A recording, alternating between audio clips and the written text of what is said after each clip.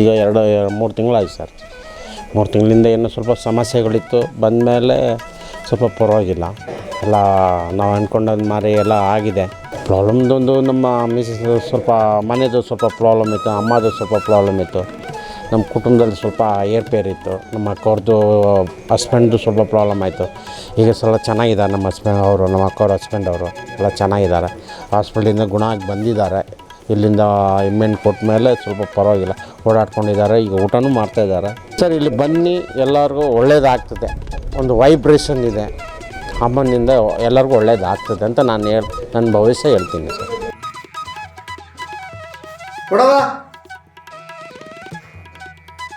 ಗಟ್ಟಿಯಾಗಿ ನಿಲ್ಲಿಸ್ಕೊಡವ. ಅದನ್ನ ಒಂದು ಮೆಡಿಕಲ್ ಸೀಟ್ ಸಿಕ್ಬೇಕು. ಆ ಮೆಡಿಕಲ್ ಸೀಟಲ್ಲಿ ನಿಂದೆ ಹೆಸರು ಇರಬೇಕು. ಆ ಮಗಳಿಗ ಹೆಸರು ಇರ್ತಾ ನಡ್ಸ್ಕೊಟ್ಟೆಯ ಬಲವಾಗಿ ನಡ್ಸ್ಕೊಡ್ಬೇಕು.